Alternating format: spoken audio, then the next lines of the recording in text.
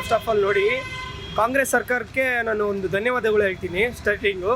ಆದರೆ ಏನಂತ ಹೇಳ್ತಾ ಇರೋದಂತಂದರೆ, ನಾನು ನೋಡಿ ಸರ್, ನಮ್ಮದು ಒಂದು ಜೀವ ಅಂತ ಅಂದ್ಬಿಟ್ಟು ನಾವು ಬೆಳಗ್ಗೆ ಹಗಲು ರಾತ್ರಿ ಅಂತ ನೋಡ್ದಂಗೆ ನಾವು ದುಡಿತೀವಿ ಸರ್, ಮಳೆ ಗಾಳಿ ಅಂತ ಅಂದ್ಬಿಟ್ಟು ನೋಡಿದರೆ.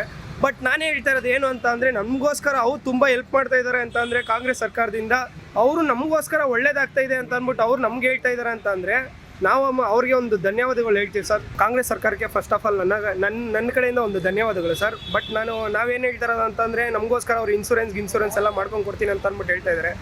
ಬಟ್ ಮುಂದಕ್ಕಾಗುತ್ತೋ ಇಲ್ವೋ ನಮ್ಗೆ ಗೊತ್ತಿಲ್ಲ. ಸರ್ಕಾರ ನಮಗೋಸ್ಕರ ಹೆಲ್ಪ್ ಮಾಡ್ತಾ ಇದ್ದಾರೆ ಅಂತ ಅಂದ್ಬಿಟ್ಟಾದ್ರೆ ನಮ್ಮನ್ನು ನಂಬ್ಕೊಂಡು ನಾಳೆ ದಿವಸ ನಾವು ಮದುವೆ ಆದಾಗ ನಮ್ಮ ತಂದೆ ತಾಯಿಗೋಸ್ಕರ ಹೆಲ್ಪ್ ಆಗುತ್ತೆ, ಇಲ್ಲ ನನ್ನ ಹೆಂಡತಿ ಮಕ್ಳಿಗೋಸ್ಕರ ಹೆಲ್ಪ್ ಆಗುತ್ತೆ.